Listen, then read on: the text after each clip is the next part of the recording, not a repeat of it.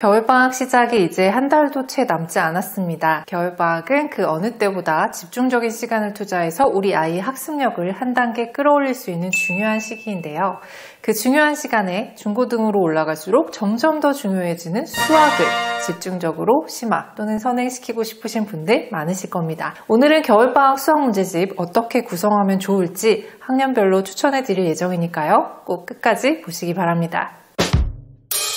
사실 문제집 관련 질문은 댓글로도 메일로도 강연 현장에서도 많이 해주시는 꾸준한 주제입니다. 왜냐하면 연산문제집, 개념서, 드릴서 등의 교과 문제집, 심화 문제집, 사고력 문제집, 영역별 문제집, 문장제 서술형 문제집까지 대형 서점 한쪽 벽면을 가득 채우는 수많은 초등수학 문제집 중 무엇을 선택해야 할지를 결정하는 건 정말 어려운 일이니까요. 아이들의 상황이 너무나도 다르기 때문에 제가 제안하는 방식이 모든 아이에게 정답은 아닐 수 있습니다. 하지만 기준 삼아 참고하시고 우리 아이의 특성과 성향에 맞춰서 플러스 마이너스를 잘 하시면 효과적인 겨울방학 수학 공부 계획을 세우시는 데 분명 도움이 되실 겁니다. 그럼 시작할게요.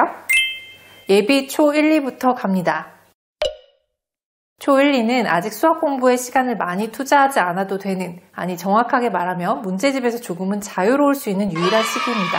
그럼에도 수학 공부로 매일 공부 습관을 만들어주고 싶으신 분들은 여러분이 적다라고 생각하는 양으로, 보통은 한두 페이지 정도인데요.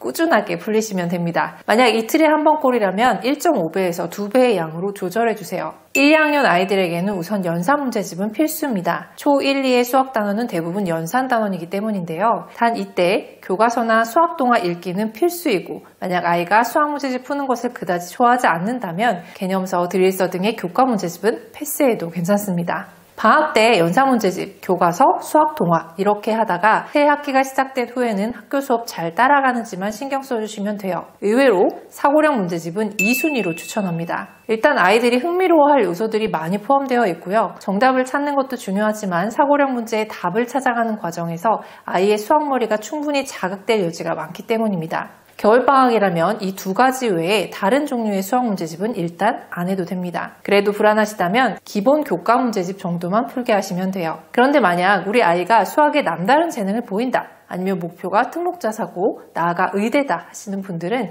여기에 다음 학년 선행을 추가하시고 선행 문제집 구성은 3, 4학년, 5, 6학년 부분을 참고해 주시면 됩니다. 다음은 예비 초 3, 4입니다.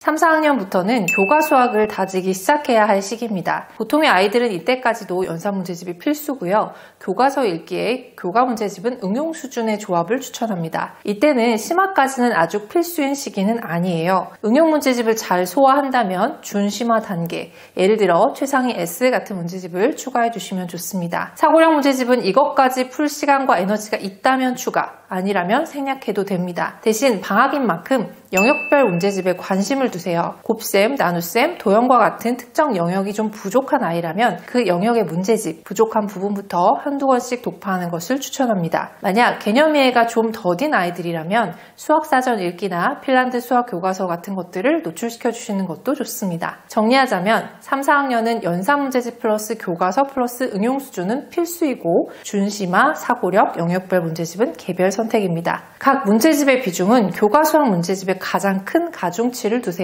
그럼 자연스럽게 각 단원을 거쳐가며 연산, 도형, 문장제, 서술형, 특정 영역 등 아이가 부족한 단원들이 보이기 시작하실 겁니다. 그 부분에 대한 보충이 방학 때 집중적으로 이루어지면 가장 좋고요.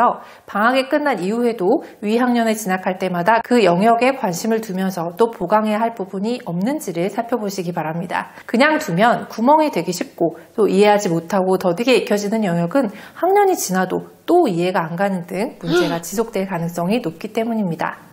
마지막으로 예비 초 5, 6입니다. 이때는 연산 문제집은 필수가 아닙니다. 연산이 아직도 정확도가 떨어지거나 속도가 늦은 아이들이라면 어느 정도 숙달 훈련이 필요할 수 있지만, 지금까지 잘 해왔던 아이라면 교과 문제집 속 연산 문제들을 잘 소화하기만 해도 충분하니까 굳이 연산 문제집까지 필수로 풀 필요는 없습니다. 또한 3, 4학년에 이어서 교과서 플러스 응용 조합은 지속하되 준심화를 심화로 끌어올리려는 노력을 해주세요. 단 심화가 버거운 아이들은 완북시키려고 애쓰지 마시고 각 문제의 완성도를 높여주세요. 이때의 목표는 심화의 완성이 아니라 심화 문제를 푸는 과정에서 충분한 고민을 해보는 것이기 때문입니다. 문장제 서술형 문제집을 2순위로 다뤄주세요.